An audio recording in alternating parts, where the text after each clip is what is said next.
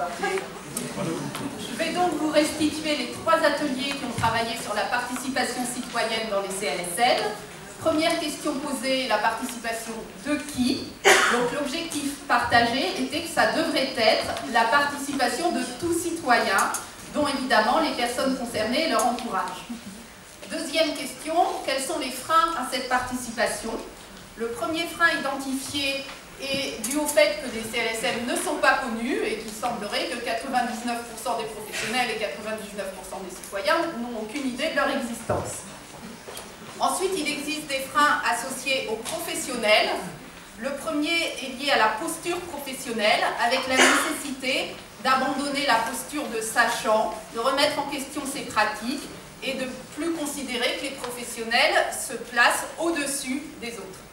Le deuxième est la problématique du jargon professionnel, également des résistances professionnelles liées notamment au problème de confidentialité, les turnovers des professionnels dans les structures et enfin la nature des professionnels qui participent au CLSM, souvent plus des chefs de service que des professionnels de terrain.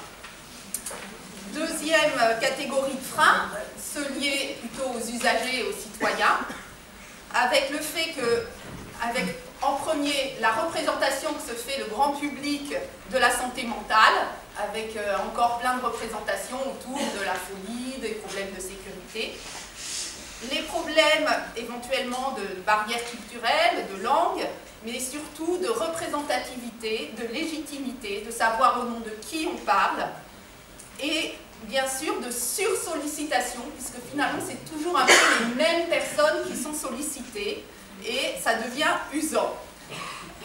Enfin, l'impression que ça ne sert à rien et que parfois ils sont un simple faire-valoir parce que c'est bien de la participation des usagers et des citoyens. Je passe au levier pour améliorer la participation. En tout premier lieu, il faut une volonté partagée, affichée, autour de la participation et affirmer le principe de l'horizontalité, que tout le monde est au même niveau. Pour cela, il faut des formations évidemment des professionnels à accepter la présence des usagers, à prendre en compte leurs paroles, et des formations des usagers, des citoyens, notamment à la prise de parole. Il faut aussi savoir adapter les fonctionnements des CLSM en fonction de ce qui est attendu et exprimé par les citoyens et les usagers, travailler avant tout sur ce qui les intéresse et pas leur demander de participer à des choses qui sont déterminées par avance. Aller aussi au plus près d'eux, faire des activités avec eux, faire des réunions dans les locaux des GEM, ce genre de choses. Ensuite, sur les moyens, il faut bien sûr davantage d'information, de communication, et ce qui facilite beaucoup, c'est la présence d'un coordonnateur de CLSM.